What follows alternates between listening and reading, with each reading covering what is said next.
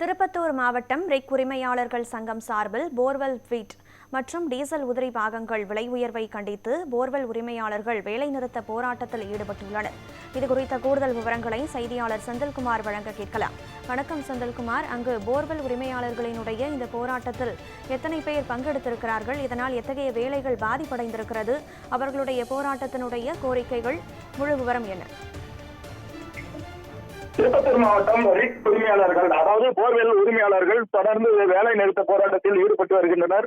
இவர்களுக்கு அந்த பிட்டு என்று சொல்வார்கள், அது அதாவது மூலப்பொருட்கள் விலை உயர்வு காரணமாக தொடர்ந்து அதிகரித்து 60% வரை அதிகரித்துள்ளதாக கூறப்படுகிறது. இதனைத் தொடர்ந்து போர்வெல் வாகன உரிமையாளர்கள் 20க்கும் மேற்பட்ட போர்வெல் வாகனங்களை நிறுத்தி வேலை நிறுத்த போராட்டத்தில் ஈடுபட்டு வருகின்றனர். தமிழக அரசும் மத்திய மாநில அரசும் நடவடிக்கை எடுத்து இவர்களுக்கு விலை குறைப்பை கொண்டு வர வேண்டும் என்பது தொடர்ந்து போர்வெல் உரிமையாளர்களுக்கு தொடர்ந்து இது போன்ற விலை உயர்வு காரணமாக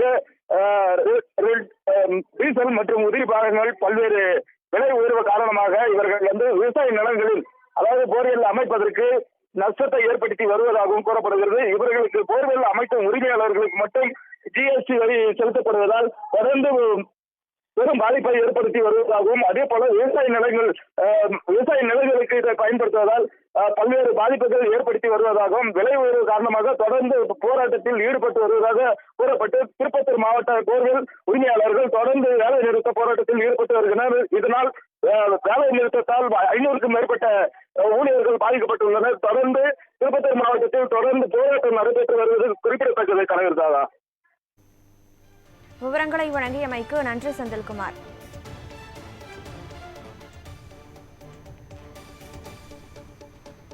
இப்போ போன மாதம் வரையும் இந்த போர்வெல் உதிரி பாகங்களோட விலை பார்த்தீங்கன்னா 20,000 22,000 இருந்துச்சு.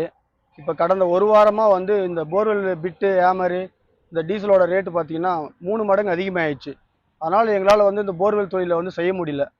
இந்த போர்வெல் தொழில் செய்யணும்னா இந்த மத்திய அரசும் மாநில அரசும் இந்த பிட்டு இந்த ஹேமர் டீசல் விலையை உடனடியாக ஏதாவது பேசி எங்களுக்கு கம்மி பண்ணி தரணும். இல்லைனா எங்களால் தொழில் பண்ண முடியாது. ஏன்னா இங்கே ஓட்டுற போர் எல்லாமே பார்த்தீங்கன்னா நாங்கள் அக்ரிகல்ச்சர் விவசாயத்துக்கு மட்டும்தான் ஓட்டுறோம். விவசாயிங்கிட்ட எங்களால் போயிட்டு திடீர்னு இப்போ 70 ரூபா 80 ரூபா ஓட்டி இந்த இடத்துல 110 ரூபா 120 ரூபா கொடுன்னா எந்த விவசாயியும் கொடுக்க மாட்டாங்க.